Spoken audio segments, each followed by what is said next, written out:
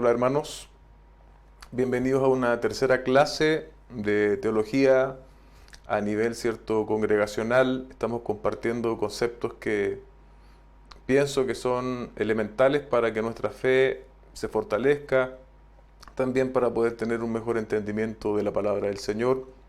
La semana anterior yo les dejé una pregunta, algunos ya la han respondido y al final de la clase de hoy pienso dejarles la respuesta, ¿ok? Sin más que decir, vamos a comenzar ya con la segunda parte de la revelación de Dios, pero recuerden que la semana anterior quedamos específicamente en el asunto de la Biblia, y es lo que vamos a seguir desarrollando hoy día. Vamos a leer la Biblia, estas 10 características que usted ve mencionadas acá.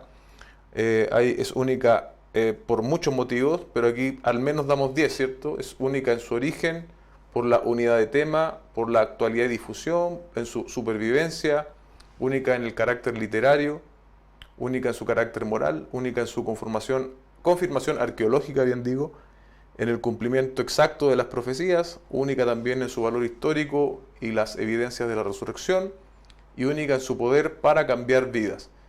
Eso es lo que vamos a estar viendo, y vamos a comenzar, ¿cierto?, por el primer punto que estaba acá en la presentación, que dice relación, ¿cierto?, con unidad en su origen. Eso es lo que vamos a estar viendo.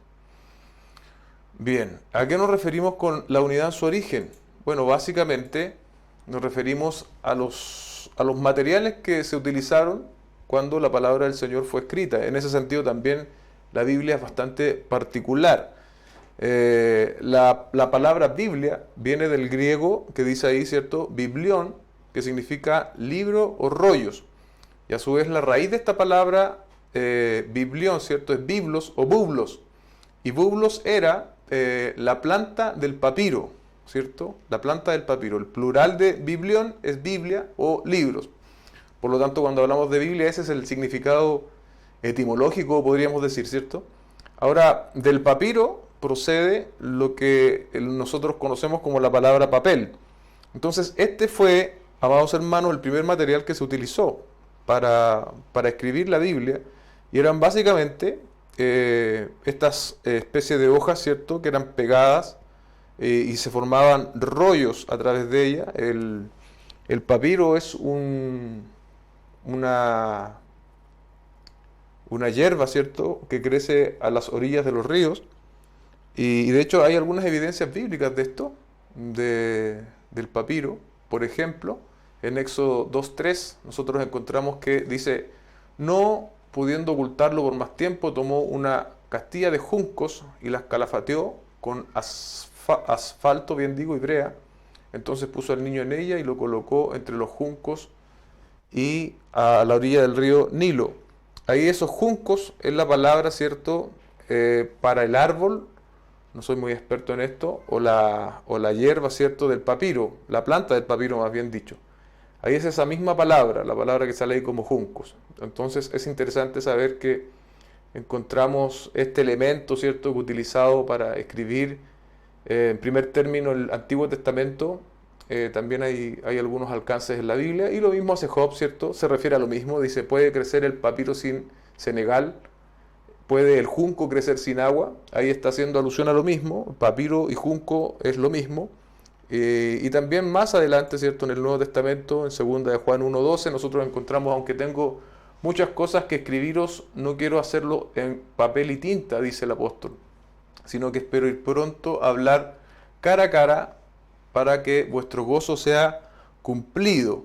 Bueno, aquí la palabra papel que se ocupa acá es la palabra chartes, como dice bien ahí abajo, y me parece que voy a tener que... Ahí sí. La palabra chartes, que es hoja de papel hecha de papiro. Entonces se está refiriendo básicamente a lo mismo, como ustedes pueden ver. Las hojas de papiro, en el contexto, ¿cierto?, del Antiguo Testamento, incluso alcanzando su uso hasta el Nuevo, eran de cerca de 6 metros a 10 metros como promedio, y excepcionalmente, tal como dice la presentación, podían llegar hasta 40 metros. Por lo tanto, es el papiro, ¿cierto?, el primer material usado, pero su extensión de uso se llevó incluso hasta el siglo VII. Posterior al uso del papiro, vino lo que es conocido como el pergamino, ya en tiempos del Nuevo Testamento, ¿cierto? El pergamino fue utilizado también hasta el siglo VII. Entonces, el papiro fue utilizado hasta el siglo VII y convivió, por lo tanto, con el uso del pergamino, que generalmente, en la medida que los materiales mejoraban para la escritura, eran materiales que eran un poco más caros. El pergamino sí, como dije antes, era utilizado en el tiempo del Nuevo Testamento, y la palabra pergamino se refiere a la ciudad de Pérgamo, ¿cierto? Ahí hay una cita bíblica que ustedes pueden revisar después. El pergamino eran básicamente pieles. En este caso ya no estamos hablando de un origen vegetal, sino que podríamos decir origen animal. Eran pieles tratadas, ¿cierto? De ovejas, de cabras y de antílopes. Y estas eran pieles especialmente preparadas. Era un material más caro, pero que también era más duradero en el tiempo. Por lo tanto, lo que a los hombres escribían allí podía perdurar por un largo de tiempo, un periodo de tiempo más largo en comparación con el papiro. Y también nosotros encontramos algunas alusiones bíblicas, esta muy significativa, ¿cierto? En 2 de Timoteo 4:13, donde el apóstol escribe: cuando vengas trae la capa que dejé en Troas con Carpo y los libros, especialmente los pergaminos.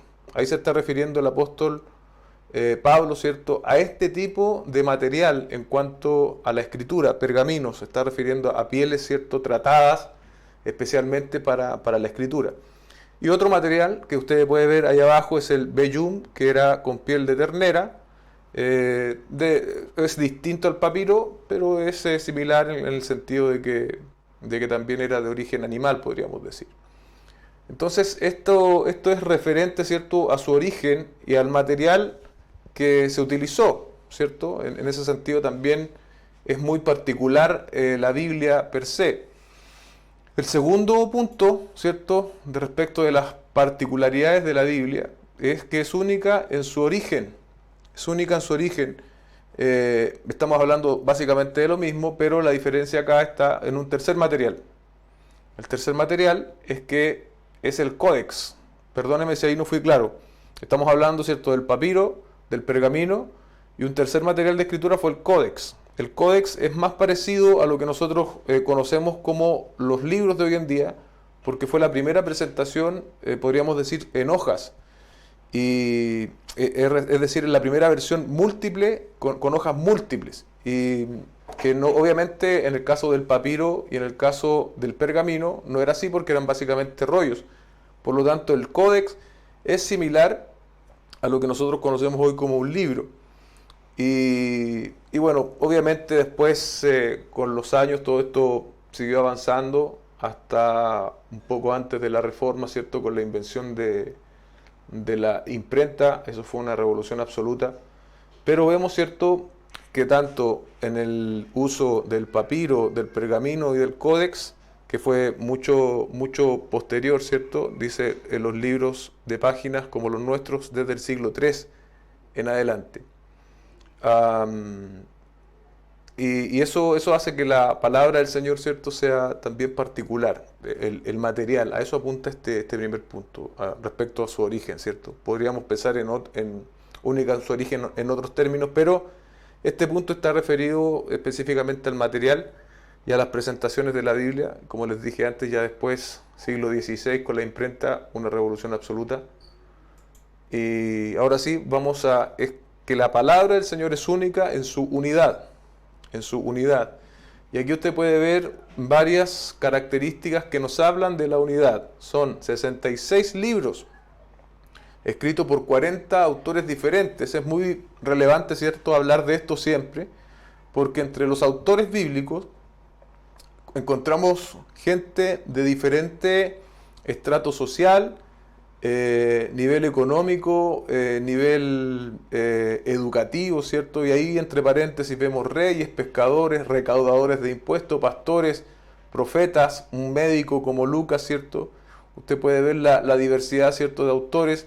Fue escrita en un periodo de más de 1500 años, comenzando con Moisés, ¿cierto?, quien nosotros creemos que escribió el Pentateuco, los 5 primeros libros de la Biblia, y termina con la última epístola, Apocalipsis, Revelaciones, en la isla de Patmos por el apóstol Juan, y en ese caso, ¿cierto? Más o menos por el año 100 después de Cristo. Se estima entonces que son alrededor de 1500 años, en tres idiomas diferentes. Tres idiomas diferentes fueron los que básicamente fueron utilizados en la escritura bíblica, ¿cierto? Siendo los más predominantes el hebreo y el griego, ¿cierto? Hay un tercer uso de arameo, si mal no recuerdo también, que hay algunas porciones en el Antiguo Testamento. Pero en tres idiomas diferentes, lo que da cuenta, ¿cierto? También de que a pesar de todo lo que hemos dicho, a pesar de los años, a pesar de los autores, a pesar de los distintos libros, a pesar incluso del género literario que es diferente entre los propios libros, la Biblia permanece en unidad, ¿cierto? Hay una unidad de tema en la escritura, y eso es obviamente solo entendible y atribuible por Dios detrás de este proceso supervisando. Fue escrita, dice también, por múltiples dinastías, bajo diferentes circunstancias, lo sabemos, en tres continentes distintos: Asia, África y Europa. Pablo, por ejemplo, escribió desde Roma, Santiago desde Jerusalén, Moisés desde el Sinaí y Daniel desde Babilonia. Entonces vemos 40 autores diferentes en tres continentes diferentes en un periodo de 1500 años aproximadamente, que nos hablan, ¿cierto?, de una sola temática, ¿cierto? A pesar de la Biblia, como dice, a pesar de todas estas variantes, como dice ahí abajo, la Biblia mantiene su unidad temática y nos lleva, ¿cierto?, a un tema, ¿cierto?, a la revelación de Dios, del plan redentor de Dios, desde el comienzo hasta el final, que iba a manifestarse, ¿cierto?, en su Hijo Jesucristo, en el Señor Jesucristo. La Biblia no trata múltiples temas, ¿cierto? No son 66 historias narrando historias, bien digo, diferentes, sino que es un solo tópico, como yo decía recién, la redención del hombre, Dios revelándose al hombre, ¿cierto? El tema del pecado y de la gracia lo encontramos no solo en el Nuevo Testamento, sino también en el Antiguo.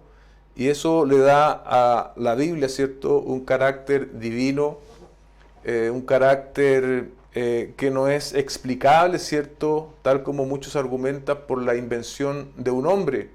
Como a veces se quiere atacar la fe diciendo que la Biblia, ¿cierto?, son historias creadas por hombres. Bueno, no existe un libro, no existe otro libro de estas características, hermano. Yo justamente lo que queremos un poco confirmar con estos 10 características respecto de la confiabilidad de la escritura. Es también interesante, ¿cierto?, ver que hay en la escritura una unidad de simbolismo. ¿Y a qué nos referimos?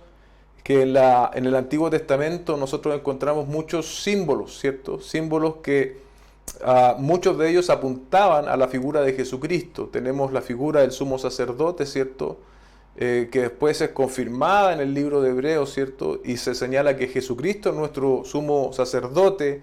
Todo lo que era relacionado con el día de la expiación, ¿cierto?, las características propias del ropaje, los detalles, todas esas cosas, ¿cierto?, muy, muy simbólicas, encuentran ahora un hecho concreto en la figura de Jesucristo. Y también el derramamiento de sangre a través de corderos en el Antiguo Testamento apuntaba, ¿cierto?, a una redención final en el Señor Jesucristo. De eso también habla Hebreos. El Señor mismo se identifica como el maná del cielo. Entonces todas esas son tipos, ¿cierto? Y esto a lo mejor algunos de ustedes lo saben, pero en teología se habla de tipos y antitipos. Y por ejemplo el cordero pascual, los sacrificios del Antiguo Testamento son un tipo de Jesucristo, y el antitipo sería Jesucristo mismo, ¿cierto? Esa es algo más de hermenéutica, pero que sin lugar a dudas nosotros lo encontramos y también debemos mencionarlo, ¿cierto? Es única en su unidad, no hay prácticamente otros libros que puedan ostentar de lo mismo. Es única en su actualidad y difusión. única en su actualidad y difusión. Y aquí hay unas cifras, hermanos, que son extraordinarias. Es el libro más vendido, más ampliamente distribuido, estimado en 2.5 billones de copias vendidas desde 1815, ya más de 100 años atrás, más de 200, perdón. Ha sido traducida a 2.233 idiomas y dialectos. También es el libro con más traducciones a diferentes idiomas o dialectos. Y mira lo que pasa, este dato también es interesante, en Estados Unidos se regalan Biblias nuevas, unas 168.000 Biblias diarias distribuidas en los Estados Unidos, según dato del 2001, no sé cómo estará la situación hoy en día, pero definitivamente es el libro, el texto más difundido, el más vendido. Porciones de la Biblia han sido traducidas a más de 2.100 idiomas. Hay aproximadamente 350 idiomas con una traducción completa de la Biblia, ¿cierto? Ahí está un poco más en detalle. Sobre 800 idiomas tienen el Nuevo Testamento y más de 1.000 tienen por lo menos un libro de la Biblia. 2.150 con partes de las Sagradas Escrituras y las traducciones de la Biblia de Wycliffe. Entiende que hay más de 6.000 idiomas o dialectos. Bueno, eso ya es como un desafío, ¿cierto? Que a pesar de esta amplia difusión, a pesar incluso de lo que hoy día permite el Internet, ¿cierto? De poder cargar nuestra Biblia en nuestro celular en continentes como el nuestro, aún hay personas no alcanzadas, ¿cierto? Con toda esta particularidad de difusión, de amplitud de Biblias y en diferentes idiomas, aún hay personas que no han sido alcanzadas. Entonces nosotros como iglesia podríamos decir que aún estamos en deuda en este sentido.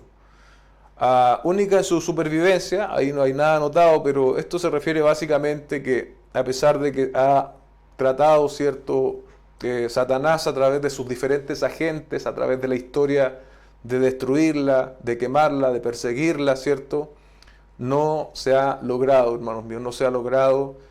Y no se va a lograr porque es Dios mismo quien ha preservado su revelación, de modo cierto de seguir revelándose a los hombres a través de la historia, ¿cierto? Por lo tanto es única también en ese sentido, en el sentido de que ha sobrevivido a las persecuciones de distintos hombres y en distintas épocas de la historia. 5 es única en su carácter literario, ¿cierto? Y esto es también interesante, ¿cierto? Porque en el contexto, ¿cierto?, sobre todo del Nuevo Testamento, los centros culturales más destacados eran específicamente los que salen ahí mencionados, como Alejandría en Egipto y en el caso de Atenas en Grecia. Era ahí donde se desarrollaba bien digo, la cultura. Y la Biblia, ¿cierto?, surge prácticamente desde el pueblo judío, ¿cierto? Y después, obviamente, desde Jerusalén. Y cuando nosotros pensamos en quiénes fueron los autores humanos, es más llamativo aún, ¿cierto? No eran grandes filósofos o grandes pensadores, sino que eran, en su mayoría, hay obviamente algunas excepciones, pero en su mayoría eran hombres comunes y corrientes. Entonces, esto nos explica por un asunto de sapiencia humana, de filosofía humana, ¿cierto?, de razonamiento humano. Esto se explica por lo que hablábamos la semana anterior, que fue Dios quien inspiró y supervisó la escritura de manera tal que en ella quedaran plasmadas las palabras que Él quería que quedasen plasmadas, estoy respondiendo un poco a la pregunta, pero al final lo voy a aclarar más sin intervenir en las personalidades de los autores. Eso es un misterio, ¿cierto? Eso no se puede explicar de forma tan sencilla, es un misterio, pero así se concibe, así creemos que fue el proceso de la inspiración. Es única en su carácter moral, no hay ningún otro libro, ¿cierto?, que tenga, por ejemplo, los 10 mandamientos. Eso es un código de ética superior a cualquier otro y que incluso ha sido utilizado para las constituciones en muchos países como elemento, ¿cierto?, como elemento de norma o de regla. También otra cosa interesante, y también esto habla un poco de que no es un texto de ingenio humano, porque la Biblia hace una denuncia, y a veces puede ser una denuncia muy agresiva, muy al detalle de sus protagonistas. Si sabemos que Dios es el principal protagonista, sin embargo hablamos de protagonistas en términos de quiénes son los personajes que salen relatados allí y no se esconden, hermanos, los pecados de los protagonistas. Pensamos en los diferentes hombres, ¿cierto? En el Antiguo Testamento pensamos en el gran David, que es un hombre conforme al corazón de Dios, sin embargo, ¿cierto? Pecó seriamente. Y eso no se oculta, ¿cierto? Y es confrontado por el profeta de manera directa y honesta. Pensamos, ¿cierto?, en las caídas del apóstol Pedro, ¿cierto?, en las veces que él negó al Señor. Pensamos también en lo agresivo que era el apóstol Pablo previo, ¿cierto?, a su conversión, camino a Damasco. Todas esas cosas, ¿cierto?, no se ocultan, sino que se exponen con absoluta claridad. Si esto fuese parte o producto del ingenio humano, seguramente se querría dibujar o retratar a todos los protagonistas como verdaderos héroes impecables, ¿cierto? Pero la Biblia no lo hace de esa forma. Y tal, el punto 3 prácticamente es lo mismo, ¿cierto? Hay una descripción de los pecados de sus héroes, ahí haciendo referencia a los protagonistas humanos, ¿cierto?, del texto bíblico. Seguimos adelante con la número 7. Es única en su confirmación arqueológica. Esto, bueno, resulta muy interesante en términos de apología, ¿cierto? Cuando uno está conversando con personas, saber un poco más de esto siempre resulta necesario, hermano, sobre todo hoy, en épocas donde se cuestiona tanto la autoridad de la Escritura. Hay un hecho claro, y es que lo que la arqueología en primer término ha negado, luego ha tenido que arrepentirse de sus dichos, porque sus propios hallazgos en más de alguna oportunidad han confirmado y no contradicho lo que la Biblia dice. Como dice el texto, la arqueología ha demostrado la confiabilidad histórica y geográfica de la Biblia, y mi profesor incluso decía que la Biblia es muchas veces utilizada de modo de guía para los descubrimientos arqueológicos. Hay un ejemplo, ¿cierto?, en un monumento que confirma la existencia de la Torre de Babel, que fue encontrado en años más o menos recientes. Y también dice que se creía que era un error hablar de la tribu de los Eteos. Sin embargo, ahí en los años 1911, el profesor Hugo Winkler descubrió 10.000 tablas en el área que correspondió a la capital de los Eteos, caída de la muralla de Jericó. Ahí usted tiene un ejemplo, ¿cierto? Y otra cosa también muy interesante y digna de estudio es el asunto de los rollos del Mar Muerto, que por ahí en el 1940, 1950, en unas cuevas, dice la historia que un hombre estaba ahí, por ahí dando una vuelta y pateó una piedra, y esa piedra golpeó una vasija, y él sintió el sonido de algo romperse y fue a ver dentro de una cueva y se encontró con estos rollos que él termina vendiendo por un escaso precio porque no entendía el valor arqueológico. Ahora, para nosotros hoy, saber que esos rollos del Mar Muerto contienen porciones de cada libro de la Biblia del Antiguo Testamento, a excepción del libro de Esther, hay una copia completa del libro de Isaías. Y por ejemplo, en Isaías 53, aquí el punto cierto es confirmar y afirmar el hecho de que una copia que data desde antes del siglo I, hermano, y incluso podría ser anterior al siglo I. Hay porciones, en eso que está ahí, 166 palabras, 17 letras diferentes, 10 letras con errores de letreo, 4 letras con errores de conjunción, 3 letras forman la palabra luz en el verso 11 y no cambian el significado. ¿A qué apuntamos con esto? Al hecho de que estos descubrimientos de nuevos textos, y generalmente textos más antiguos que los que nosotros disponíamos hasta ahora, lejos de refutar, ¿cierto?, la integridad de la Escritura, la han confirmado, ¿cierto? No, ninguna de estas cosas o diferencias cambia el sentido de la Biblia, cambia lo que se está diciendo. Entonces ahí hay también algo muy interesante de ver. Única en el cumplimiento de las profecías, y bueno, esto también es un gran tema, solo lo menciono, las profecías de Daniel. Daniel, usted sabe, estuvo en Babilonia y él vio, ¿cierto? Vio una estatua cuya cabeza representaba el imperio de Babilonia, los brazos el imperio medo-persa, los troncos el imperio griego y las piernas representaban el imperio romano. Y esa sucesión de imperios, ¿cierto? Fue justamente la que se dio en ese contexto en el mundo conocido muchos años antes que sucedieran. Y qué decir de las profecías mesiánicas, dónde, cuándo, respecto del nacimiento virginal, todas esas cosas también fueron predichas en la Escritura prácticamente 600 o 500 años antes del nacimiento del Señor Jesucristo. Eso también hace de la palabra del Señor algo único, diferente a cualquier otro tipo de literatura. 9, única en su valor histórico. Las evidencias de la resurrección, ¿cierto? Pienso en 1 Corintios capítulo 15. La evidencia, ¿cierto?, de la iglesia primitiva. Ellos fueron capaces de dar sus vidas por esta verdad, y definitivamente es muy difícil que alguien muera por una mentira. La confiabilidad histórica del Nuevo Testamento, bueno, esto también ha sido comparado, ¿cierto?, con otros documentos. Tenemos más de 5.000 manuscritos originales versus obras clásicas griegas, por ejemplo, que tienen entre 3, 5, 10, algo por ahí. El Nuevo Testamento cuenta con más de 5.000 copias, hermanos, lo que es una enormidad.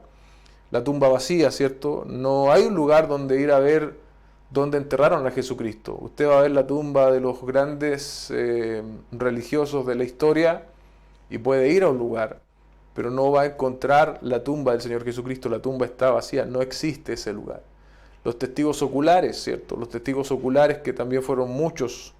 No puede hacerse, ¿cierto?, uno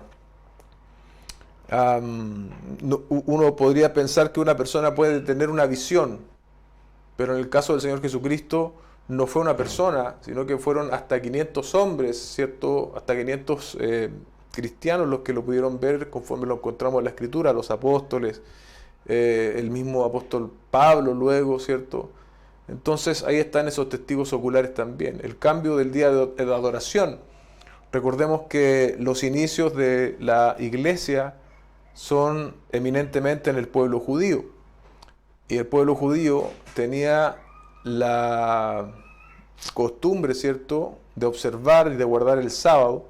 Y los discípulos, ¿cierto?, que vinieron al cristianismo, que fueron discípulos del Señor, fueron capaces de hacer este cambio que ellos venían arrastrando por siglos, ¿cierto?, de la adoración del día sábado al día domingo.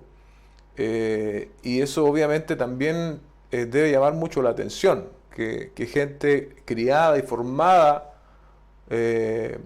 como judíos pudiesen llegar a cambiar este asunto que para ellos era tan elemental. Por último, ¿cierto?, y no menos importante, obviamente que no, y tú y yo debemos ser testigos de ello, es que la palabra del Señor es única en su poder para cambiar vidas, ¿cierto? A través de los siglos, vidas han sido cambiadas a través del conocimiento de Dios, a través de su palabra, por su Espíritu Santo, y es obvio, ¿cierto?, que el Señor lo hace a través de su Escritura. Es el testimonio que Él mismo nos dejó de modo de revelarse, ¿cierto? Ahí están esas 10 características que nos hablan de la confiabilidad de la Escritura. Otras características, ahí usted puede verlas con más calma en su casa y puede también consultar esos textos que están allí. Bien, ahora una segunda parte de la clase de hoy, vamos a hablar del canon de las Escrituras. El canon de las Escrituras.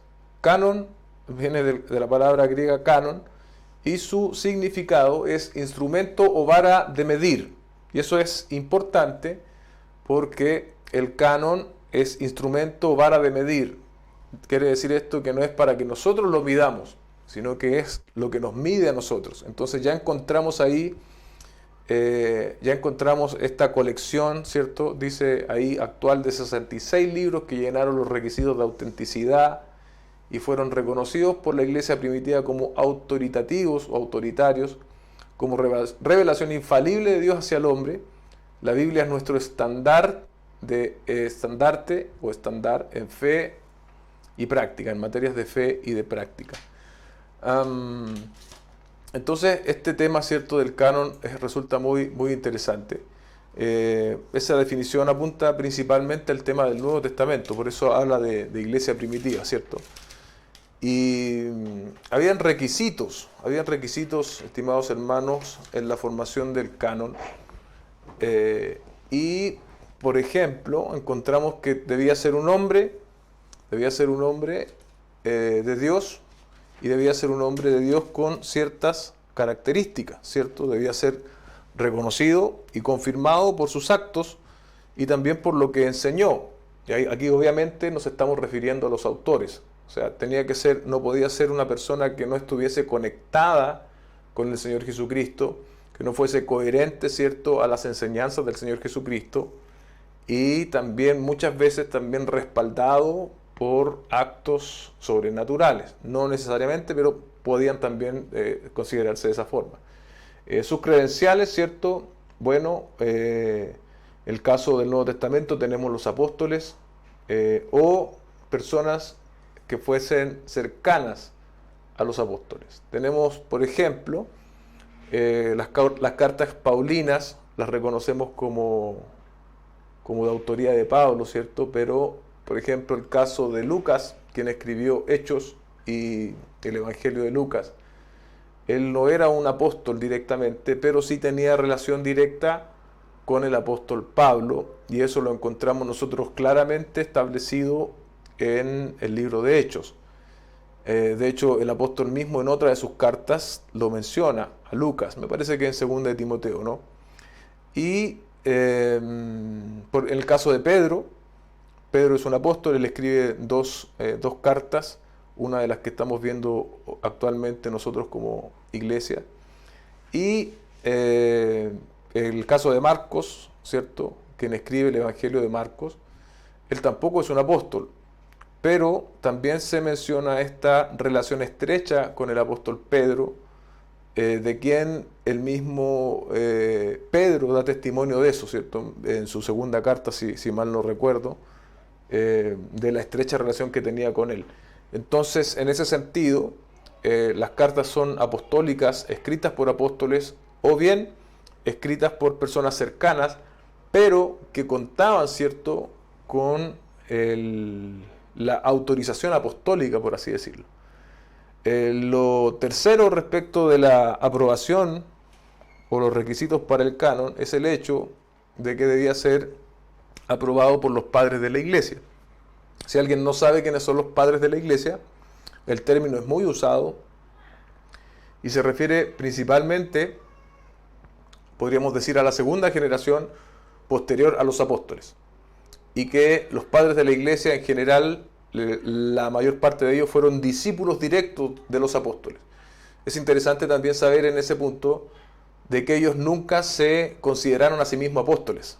Ellos se entendieron ya en su contexto que su labor ya no era apostólica, porque la labor apostólica era única, intransferible. Y aún siendo discípulos de los apóstoles, ellos entendían de que ellos mismos no eran apóstoles. Es muy en el contrario con la enseñanza de los apóstoles actuales, ¿cierto? Y estos hombres, ¿cierto?, obviamente eran discípulos y conocían la enseñanza apostólica, y también eran quienes eran responsables, de cierto modo, de traspasar a la iglesia la enseñanza, y también de ese modo, ¿cierto?, se confirmaba el hilo conductor de toda la enseñanza del Nuevo Testamento, tanto en los padres de la iglesia como en la iglesia primitiva. Otra pregunta, ¿cierto?, en el punto 4 es si indicaba el libro una autoridad divina. Bueno, muchas veces encontramos en diferentes libros, incluso en el Antiguo Testamento, que los autores mencionan que eso es palabra de Dios. En el caso del apóstol Pablo, ¿cierto? Recibisteis no como palabra de hombre, sino como palabra de Dios, dice el apóstol a una de sus iglesias. El 5 hacía referencia hacia Dios, había hablado por algún mediador. Ahí están los versículos para que ustedes los puedan revisar. Éxodo 21, Josué 1.1, Isaías 2.1. Es históricamente preciso, ¿cierto? Evidentemente eso debe también ser confirmado, y en ese sentido debe ser confirmado por quienes lo desafían, ¿cierto? Nosotros creemos que la palabra del Señor es verdad y que es inerrante. Por lo tanto, cuando la Biblia habla de algo histórico, eso es preciso. No es nuestro deber comprobar eso, sino de quienes desafían esta verdad. Y la mayor parte de las veces, por no decir todas las veces, cuando ha existido este desafío, la historia lo ha confirmado. Muy similar en el 7, esto sí refleja hechos reales. O no, ¿cierto? Refleja hechos reales o no. Y ahí entre paréntesis usted encuentra, ¿cierto?, que dice que estos libros no son inspirados porque son canónicos, sino que son canónicos porque son inspirados. Parece un juego de palabras, pero si lo leemos con más calma tal vez lo entendemos mejor. No son inspirados porque son canónicos, sino que son canónicos porque son inspirados. En el caso del Nuevo Testamento, la iglesia primitiva no canoniza los libros, sino más bien los reconoce. Y los reconoce en un proceso de práctica. Tenemos que recordar o saber que las cartas eran cartas circulares, en el sentido de que Pablo escribía una carta, y de hecho también hay testimonio de eso mismo en el Nuevo Testamento, y esa carta circulaba por las iglesias, ¿sí? Circulaba por la iglesia. Entonces este mismo hecho fue confirmando esa inspiración en la propia iglesia primitiva y en la generación posterior de líderes que recién decíamos que son los padres de la iglesia. Este proceso fue un proceso largo, ¿cierto?, que terminó por definirse en un concilio en Cartagena en el 397 después de Cristo. Y me parece que después hablamos un poco más de eso. ¿Qué señala la Iglesia Católica respecto de la canonización, ¿cierto? ¿Y qué decimos nosotros, la Iglesia Evangélica? Esa es una buena pregunta, porque la mayor parte de nosotros lidiamos muchas veces con personas católicas y que pueden tener honestas dudas o posiciones. Entonces es necesario argumentar y tener al menos algún argumento básico respecto de esto. La Iglesia Católica cree que, o piensa que ellos, ¿cierto?, fueron quienes crearon el canon. Básicamente, ellos crearon el canon. Y nosotros, de forma inversa, creemos que es el canon quien crea a la iglesia, por así decirlo. Si bien la iglesia es una obra de Dios, pero la palabra, ¿cierto?, al venir de Dios mismo, es quien sustenta y quien crea la iglesia.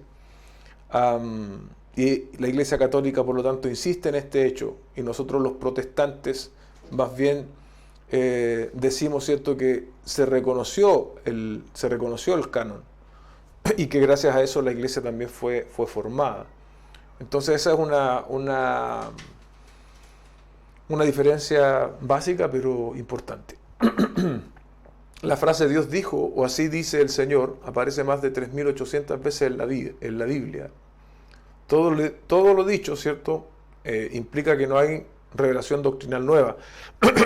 Una vez se completa el canon bíblico, y se completa, entendemos, no en el 396 después de Cristo, eso fue como la formalidad, se completa cuando fue escrito, ¿cierto? El último texto, el Apocalipsis, en el 100 después de Cristo, ahí se completa el canon bíblico. El reconocimiento es posterior, ¿cierto? Pero ahí se completa, y conforme fue escrito el último texto, entendemos que no hay más revelación doctrinal nueva, hermanos. De ahí la importancia, me parece que yo lo mencionaba la semana pasada, es que suelen haber personas que sueñan y que van al infierno, que van al cielo, y otras cosas de otro tipo, incluso más extraordinarias que esa, de las cuales tenemos que cuidarnos, porque muchas veces esos sueños, esas visiones, desafían a lo que ya está escrito en la palabra del Señor. Y se ha visto que se hacen películas y muchas veces esas personas incluso llegan a tener mucho dinero producto de estas visiones, recorren países, etc. Pero cuando esas visiones desafían lo que ya está en la Escritura, la verdad no merecen ningún respeto de parte nuestra, no merecen ninguna atención, salvo tal vez verlas, saber qué es lo que se dice y poder analizarlas a la luz de la Escritura. Pienso, hay una película, yo en algún momento la vi, que me parece que se llama La Cabaña, ¿no? Me parece que ese es el nombre. Y también ahí hay un dibujo bastante superficial, ofensivo, respecto de la Trinidad de Dios, ¿cierto? Cuando se quiere mostrar la Trinidad, hay elementos que obviamente son en contra de lo que revela la Escritura. Aún la película puede ser muy emotiva, pero si usted la analiza a la luz de la Escritura, va a encontrar allí muchos desafíos a la fe bíblica, a la fe histórica, rayando quizás más allá de lo sano, incluso en categoría de herejía. Entonces tenemos que tener sumo cuidado, hermanos, con eso. Libros que conforman el canon. Libros que conforman el canon. Bueno, el canon, hermanos, 39 en el caso del Antiguo Testamento, para el caso de los judíos y los protestantes, y en el caso del canon católico son 46. Ahí usted ve que hay una diferencia, vamos a explicar el por qué. Y en el caso del Nuevo Testamento son 27 libros. Esto lo enseñan en la escuela dominical, pero quizás alguien no lo ha escuchado antes. Como son 39 en el Antiguo, tú multiplicas 3 por 9 y son 27. Entonces 39 en el Antiguo, 3 por 9, 27 en el Nuevo. Para recordarlo más fácil, si alguien no lo sabía. Perdón.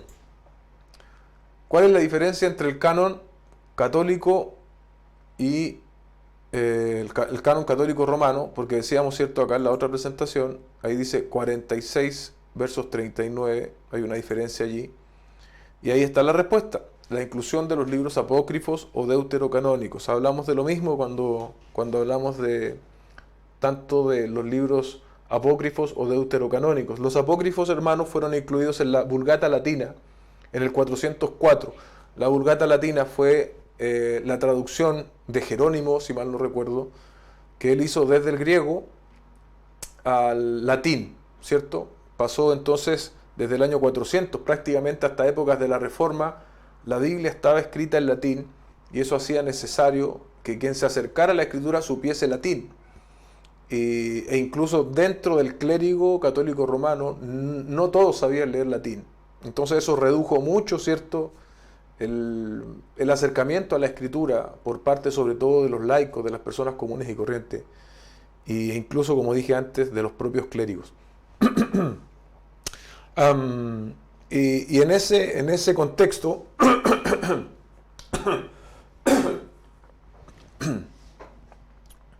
perdón, en ese contexto es que se incluyeron estos libros apócrifos. Después vamos a explicar un poquito más cuáles son sus características. Pero cuando se incluyen, se deja constatación de que son un grupo de libros aparte. Ahora, lo interesante es saber por qué la Iglesia Católica los constituye como parte del canon, tan inspirados como el resto. Bueno, ahí vamos a ver algunas explicaciones de este fenómeno. Las particularidades de los apócrifos, ¿cierto? No tienen originales hebreos, fueron excluidos del canon judío. Hay algo particular, ¿cierto? Lo vamos a ver después. El canon judío tiene algunas explicaciones como canon propiamente tal que vamos a ver, pero los que estuvieron conmigo en las clases de años anteriores se recordarán que nosotros dijimos que el canon judío básicamente nosotros lo recibimos del pueblo judío.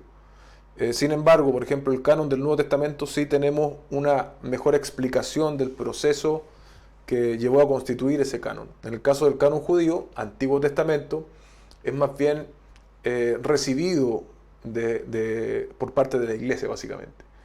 Fueron escritos, y esto es importantísimo, los apócrifos en el periodo intertestamentario. ¿Cuál es este periodo? Termina, ¿cierto?, de escribirse el último texto del Antiguo Testamento, y ahí hay un periodo, no recuerdo en este momento si son 300 o 400 años, pero un periodo largo de tiempo en el cual no hubo profetas. Y como no hubo profetas, el propio pueblo judío entendió que no había más revelación nueva de parte de Dios. Y eso es básico y elemental para entender este fenómeno. Los apócrifos no son citados en el Nuevo Testamento, y otra cosa muy importante, es que tienen errores históricos, cronológicos, geográficos y doctrinales. Y eso obviamente es de mucho cuidado.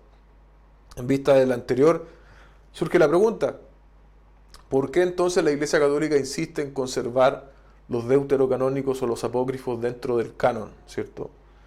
Y en Trento, el Concilio de Trento fue la respuesta de la Iglesia Católica Romana ¿a qué? A la Reforma, ¿cierto? La Reforma en el año 1500 y algo. Entonces, en el Concilio de Trento se reúnen, y una de sus decisiones fue incluir de forma ya formal en el canon los deuterocanónicos. Principalmente, pueden haber otras razones, pero principalmente porque recuerden que la Reforma acusa muchas doctrinas erradas en la Iglesia Católica Romana, con la Biblia en mano. ¿Y en qué sentido son útiles los deuterocanónicos para la Iglesia Católica Romana? Como dice ahí abajo, para confirmar, para afirmar doctrinas como la oración por los muertos, se hacen misas por los muertos, ustedes lo saben, y la justificación por fe más obras. En el caso nuestro, la justificación es por fe sola, que se manifiesta en obras, pero las obras no añaden nada a mi salvación, y eso también es una diferencia primordial. Ahí usted puede ver entonces la particularidad respecto de la formación, ¿cierto?, del antiguo, de los apócrifos. Y ahora vamos a ver algunas cosas respecto del Antiguo Testamento y la formación del canon. Ahí está enumerado, ¿cierto? Dice, los libros de Moisés son mencionados a lo largo del Antiguo Testamento. Ahí se refiere a los libros de Moisés, el Pentateuco. Es mencionado, ¿cierto?, en Josué 1.7, en Primera de Reyes 2.3 y en Malaquías 4.4. Eso es como una correlación interna propia de la Biblia, ¿cierto? La historia de Israel, desde el Génesis hasta Reyes, es revisada desde Primera de Corintios 1.1 hasta Primera de Crónicas 1.1 hasta Primera de Crónicas 2.15. Ahí se revisa la historia, ¿cierto? Se hace como podríamos decir, una condensación, un resumen de lo que había pasado. Ahí también se va confirmando, ¿cierto?, la historia, la integridad de la historia bíblica.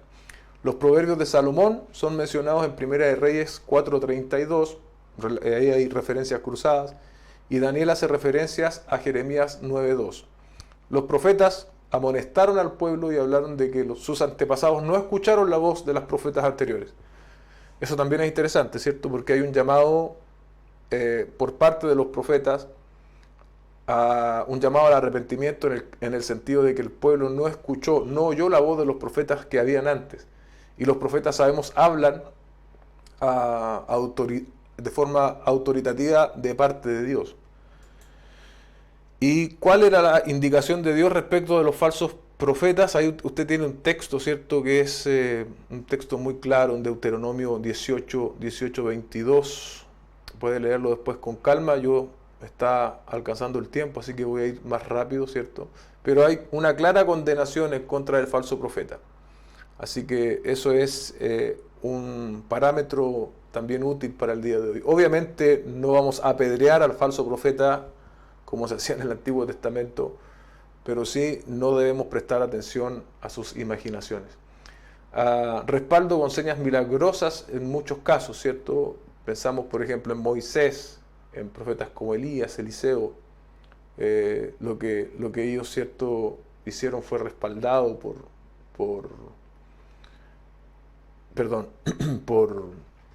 señales milagrosas, principalmente Moisés, ¿cierto?, porque Moisés es quien escribe el Pentateuco. El testimonio dado por Dios internamente a su pueblo dispuesto a ir. Aquí está el testimonio interno, ¿cierto? De los propios israelitas, del remanente, quienes recibieron la revelación y tenían también un testimonio interno dado por Dios mismo.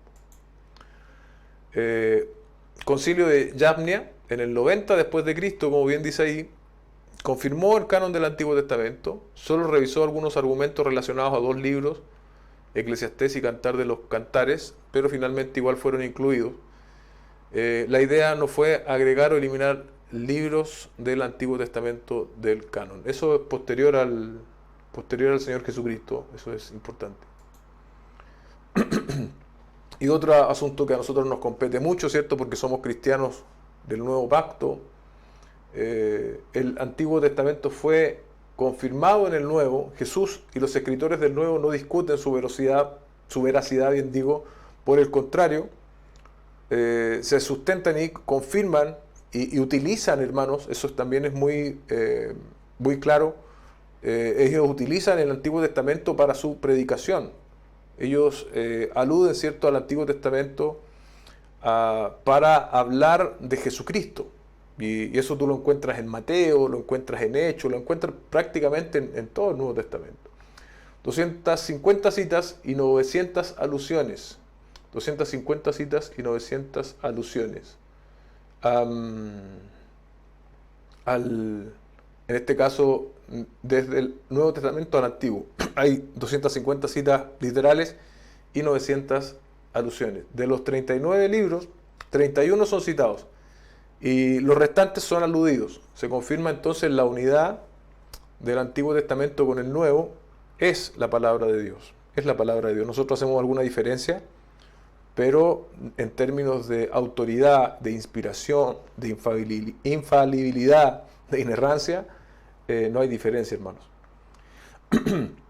Ahora, respecto de cómo se nos presenta el canon, el Antiguo Testamento hebreo lo divide así: la ley, los profetas y los escritos. Ahí hay un buen texto en Lucas 24:44. Lucas 24:44. Por favor, ustedes léanlo, hermano. Yo no lo tengo acá a mano y la clase ya se está extendiendo. Vamos casi a la hora, así que voy a ir un poco más rápido.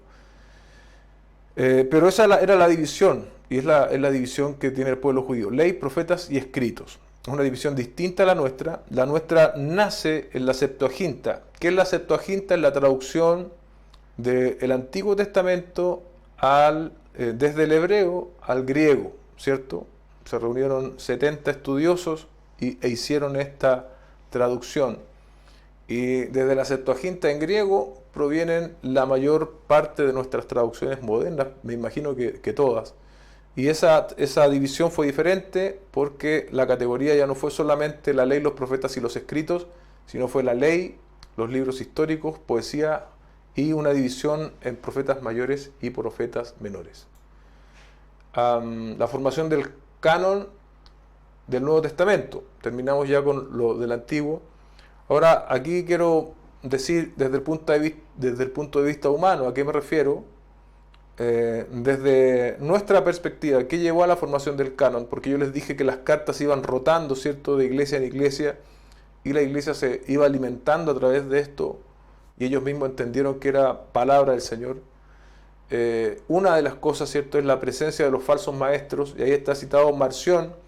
Marción fue un hereje que descartó por completo el Antiguo Testamento, descartó los Evangelios y solo conservó algunas cartas del apóstol Pablo que él consideró inspiradas.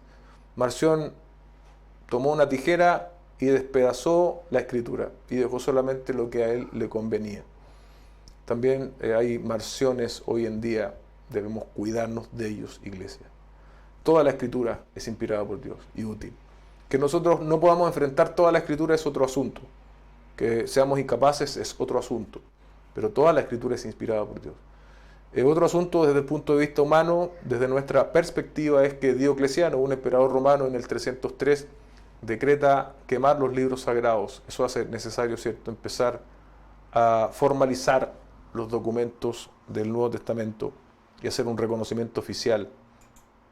Y aquí hay como un progreso histórico de cómo padres de la Iglesia fueron reconociendo muy tempranamente algunos libros, ¿cierto?, de carácter inspirado. Tenemos el caso de Clemente de Roma en el 95, 8 libros del Nuevo Testamento. Y usted se da cuenta que conforme avanzamos en el tiempo, se van incluyendo cada vez más, ¿cierto? Se van reconociendo, hasta el Concilio de Cartagena que habíamos mencionado antes. Aquí debiese decir Atanasio, no Anastasio, Atanasio, que reconoce, en el Concilio de Cartagena se reconoce en el año 397 después de Cristo el canon cerrado y los 27 libros que nosotros reconocemos como inspirados. Ahí hay una alusión, ¿cierto?, al canon que se llama muratoriano, hay palabras que a veces me cuestan, hermano. El canon muratoriano es la lista más completa, parece que algo tengo acá. No, todavía no. El canon muratoriano es la lista más completa de una época muy temprana. El canon muratoriano fue descubierto en el 1700 y fue publicado en el 1740, pero son documentos del siglo VII, pero la lista que está ahí como canon está fechada en el 170 después de Cristo. No incluía todos los textos del Nuevo Testamento, pero también fue un antecedente que cuando se descubre en el 1700 también fue un buen argumento, digamos. Pero ahí usted ve, puede después leerlo con más calma, puede incluso consultar otros libros. Esto la verdad es solamente una pincelada respecto del tema de la formación del canon. Ahora, desde el punto de vista bíblico, aquí hay cosas interesantes, sí voy a tener que leer estos textos. Los agentes escogidos y calificados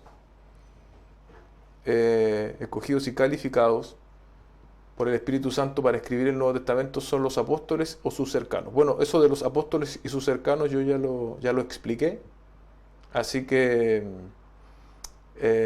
ahora voy a hablarles un poquito de 14:26, ahí dice los evangelios, quiero explicar un poco esto. Juan 14:26, bien digo, ¿qué dice? Mas el Consolador, el Espíritu Santo, a quien el Padre enviará en mi nombre, Él os enseñará todas las cosas y os recordará todo lo que yo os he dicho. Ese texto, los teólogos lo entienden, ¿cierto?, como una alusión al Nuevo Testamento, a la revelación del Nuevo Testamento, al registro del Nuevo Testamento. Dice: más el Consolador, el Espíritu Santo, a quien el Padre enviará en mi nombre, Él os enseñará todas las cosas y os recordará todo lo que os he dicho. Cuando uno piensa en los eventos que le han pasado hace años anteriores, uno no tiene esa capacidad de recordar. Pero Dios, en el caso de los autores humanos, ¿cierto?, Él mismo se encargó de recordar, como dice el texto. Entonces esa sería una alusión a los evangelios. Luego, Juan 16, 13 al 14 dice: pero cuando venga el Espíritu de verdad, Él os guiará a toda verdad, porque no hablará de su propia cuenta, sino que hablará todo lo que oyere y os hará saber las cosas que habrán de venir. Ahí, en un sentido, ¿cierto?, hay una referencia a las epístolas, a la escritura de las epístolas. Y ahí tenemos esos dos textos entonces. Evidencia bíblica respecto a la inspiración, Segunda de Pedro 3:2, donde se nos dice: para que tengáis memoria de las palabras que antes han sido dichas por los santos profetas y del mandamiento del Señor y Salvador dado por vuestros apóstoles. Hechos 5:4, 1 Corintios 14:37, ustedes lo pueden revisar después. Quiero revisar estos que están acá, versículos que hablan de la igualdad autoritativa del Nuevo Testamento y del Nuevo y del Antiguo, perdón.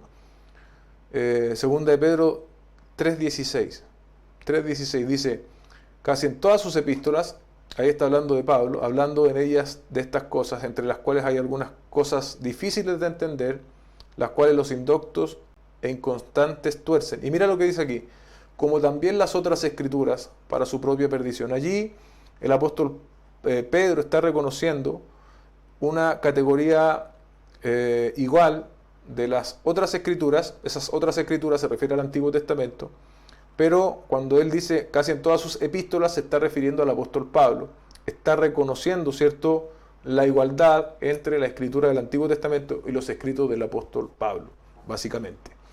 Y otro texto que en este sentido también es útil, lo encontramos en Primera de Timoteo 5, 17 y 18. Los ancianos que gobiernan bien sean tenidos por dignos de doble honor, mayormente los que trabajan en predicar y en enseñar. Pues la Escritura dice, no pondrás bozal al buey que trilla, y digno es el obrero de su salario.